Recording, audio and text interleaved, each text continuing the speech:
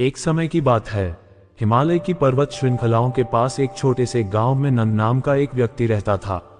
नंद ने अपने बचपन में महान भिक्षुओं की कहानियां सुनी थीं, जिन्होंने ध्यान के माध्यम से ज्ञान प्राप्त किया था। इन कहानियों से प्रभावित होकर वह स्वयं जीवन और मृत्यु के सत्य को जानने की लालसा रखता था। 25 वर्ष की आयु में नंद ने अपने घर को छोड़ दिया था और एक ऐसे शिक्षक की खोज कर रहा था जो उसे ध्यान के मार्ग पर मार्गदर्शन कर सके। कई वर्ष बीत गए थे। बहुत वर्षों की यात्रा के बाद वह एक बौद्ध मठ में पहुंचा, जो विपश्यना ध्यान की सख्त साधना के लिए प्रसिद्ध था। मठ पहुंचने पर नंद का स्वागत एक बुजुर्ग भिक्षु आनंद द्वारा ने किया, जिन्होंने 50 वर्षों से अधिक समय तक विपश्यना का अभ्यास किया था। नंद ने गहरी श्रद्धा से झुककर अपनी इच्छा व्यक्त की कि वह सबसे शक्तिशाली ध्यान तकनीकों को सीखना चाहता है। आनंद ने कोमलता से मुस्कुराते हुए कहा, सबसे शक्तिशाली तकनीक सबसे सरल होती है, लेकिन उसे सिद्ध करना सबसे कठिन होता है। यह विपश्यना तकनीक है। इसमें तुम्हें जो भी वस्तु जैसी है वैसी ही देखनी है, परंतु यदि तुम इस विधि को सीखना चाहते हैं तो तुम्हें पूरी तरह से समर्पित होना होगा, क्योंकि यह मार्ग लंबा और कठिन है। नंद ने सहमति व्यक्त की और उसे मठ में स्वीकार कर लिया गया। उसके दिन कठिन प्रशिक्षण से भरे होते थे, जो सुबह तड़के शुरू होते और देर रात तक चलते रहते। भिक्षु विपश्यना का अभ्यास सांस और शरीर में आने वाली संवेदनाओं का निरीक्षण करके करते थे, जिसमें ध्यान और परिवर्तनशीलता, दुख और आत्मा के अभाव की अंतर्दृष्टि का विकास किया जाता था। शुरुआती चरणों में नंद को अभ्यास में कठिनाई हुई। उसका मन बार बार भटकता था और उसे ध्यान केंद्रित करना मुश्किल लगता था। निराशा और संदेह उसके मन में जगह बनाने लगे और उसने सोचा कि क्या वह वास्तव में ज्ञान प्राप्त कर सकता है। एक शाम कई महीनों के कठिन अभ्यास के बाद नंद ने आनंद से संपर्क किया और अपने संदेह प्रकट किए। नंद ने कहा, गुरुजी, मैं इतने लंबे समय से अभ्यास कर रहा हूँ, फिर भी मुझे ज्ञान की प्राप्ति नहीं हो रही है। मेरा मन अशांत है और मैं ध्यान भटकाने वाली चीजों से परेशान हूँ। आनंद ने ध्यानपूर्वक सुना और फिर उत्तर दिया, नंद, तुम उस आदमी की तरह हो जो पानी की खोज में कई कुएं खोदता है।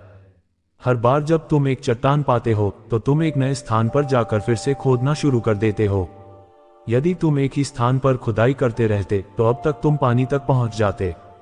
इन शब्दों ने नंद को मन की गहराई से प्रभावित किया। उसे एहसास हुआ कि वह परिणाम की खोज में था, बजाय इसके कि वह अभ्यास पर ध्यान केंद्रित करता। उस दिन से नंद ने अपनी साधना को नए संकल्प और धैर्य के साथ पुनः प्रारंभ किया। समय बीतने के साथ नंद का अभ्यास गहरा होता गया। उसे स्पष्टता के क्षण मिलने लगे, जिसमें वास्तविकता का स्वभाव उसके सामने प्रकट हो जाता था। उसने देखा कि सभी चीजें अस्थायी हैं, समुद्र की लहरों की तरह उठती और गिरती हैं। उसने समझा कि दुख स्वाभाविक नहीं है, बल्कि आसक्ति और द्वेष से उत्पन्न होता है।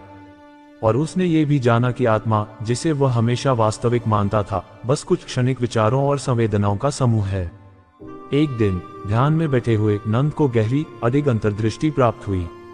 उसने जन्म, मृत्यु और पुनर्जन्म के चक्र को कारण और प्रभाव की निरंतर प्रवाह के रूप में देखा, जो अज्ञानता और इच्छा की जंजीरों में बंधा हुआ था। उस क्षण में उसने मुक्ति का स्वभाव समझा, आसक्ति को पूरी तरह से छोड़कर दुख के चक्र से मुक्ति पाना। नंद आखिरकार उस कुएं के पानी तक पहुंच गया था। उसने एक ऐसी अंतर्दृष्टि प्राप्त की थी जो सामान्य समझ से परे थी। फिर भी उसने इसे अंत नहीं बल्कि एक नई शुरुआत के रूप में देखा, क्योंकि वह जानता था कि सच्ची मुक्ति सिर्फ व्यक्तिगत प्राप्ति नहीं है, बल्कि सभी प्राणियों के साथ सामंजस्य में जीवन जीना है। जब नंद वापस मठ आया तो आनंद ने अपने शिष्य में परिवर्तन को देखा।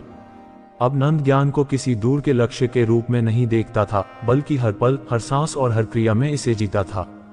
हे नंद, आनंद ने कहा, तुमने एक लंबा सफर तय किया है और गहरी अंतर्दृष्टि प्राप्त की है। याद रखना, अभ्यास कभी समाप्त नहीं होता। ये कुछ हासिल करने के बारे में नहीं है, बल्कि स्पष्ट रूप से देखने और बुद्धि और करुणा के साथ जीने के बारे में है। अपने अभ्यास को जारी रखो और तुम इस मार्ग पर दूसरों के लिए एक प्रकाश बनोगे। नंद अपने जीवन के शेष समय के लिए मठ में रहा और आनंद द्वारा दिखाए गए धैर्य और करुणा के साथ दूसरों को विपश्यना के मार्ग पर शिक्षित करता रहा। उसने समझा कि यात्रा जितनी महत्वपूर्ण है, उतना ही महत्वपूर्ण है गंतव्य, और प्रत्येक ध्यान का क्षण सच्ची मुक्ति की ओर एक कदम है। ये कहानी विपश्यना ध्यान के सार को दर्शाती है, जो जैसा है वैसा देखने की प्रतिबद्धता और सच्ची अंतर्दृष्टि और मुक्ति की ओर धीरे धीरे कठिन यात्रा। यह आध्यात्मिक मार्ग पर एक बुद्धिमान गुरु के मार्गदर्शन के महत्व, दृढ़ता, धैर्य और सटीकता को रेखांकित करती है। आपको ये कहानी कैसी लगी कृपया कमेंट बॉक्स में लिखिए। कहानी अच्छी लगी हो तो चैनल को सब्सक्राइब और लाइक करें। फिर मिलते हैं अगली वीडियो में।